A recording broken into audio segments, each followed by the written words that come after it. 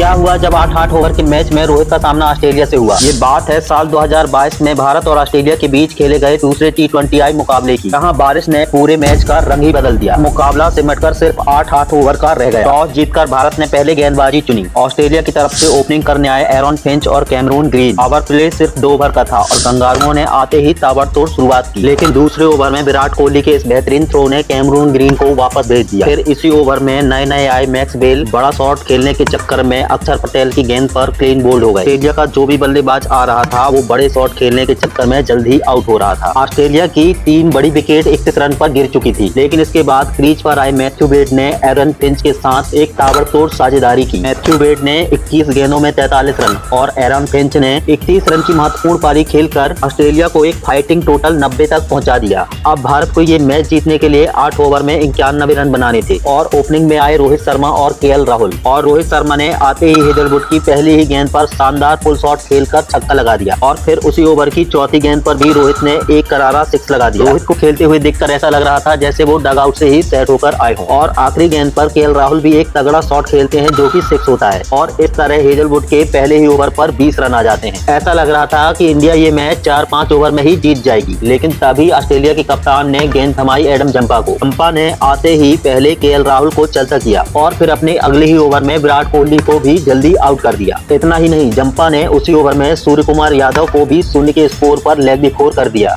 कुछ ही देर में भारत की 3 बड़ी विकेट गिर गईं और मैच अचानक से रोमांचक हो उठा, लेकिन सामने खड़े रोहित शर्मा को विकेट गिरने से कोई फर्क नहीं पड़ रहा था। उस दिन अलग ही मोड में बल्लेबाजी कर रहे थे। अब भारत को जीत के लिए 12 गेंदों में 24 रन चाहिए थे। कमिंस की पहली ही गेंद पर हार्दिक पांड्या एक चौका लगा देते हैं, लेकिन इसके बाद कमिंस अपनी स्लोअर गेंद में हार्दिक पांड्या को भी फंसा लेते। अब मैच कंगारुओं के हाथ में जाता दिखाई दे रहा था, लेकिन आखिरी गेंद में रोहित शर्मा चौका मारकर मैच को फिर से बराबरी में ला खड़ा कर देते हैं। अब भारत को आखिरी ओवर में 9 रन चाहिए थे और सामने गेंदबाज थे डेनियल सैम्स अपनी पहली गेंद डालते हैं और सामने खड़े दिनेश कार्तिक पहली ही गेंद पर छक्का लगाकर पूरे स्टेडियम का माहौल ही बदल देते हैं और फिर अगली ही गेंद में एक चौका लगाकर मैच को मात्र 2 गेंदों में ही खत्म कर देते हैं। रोहित शर्मा ने मात्र 20 गेंद में 46 रन बनाकर ऑस्ट्रेलिया को उनकी नानी याद दिला दी।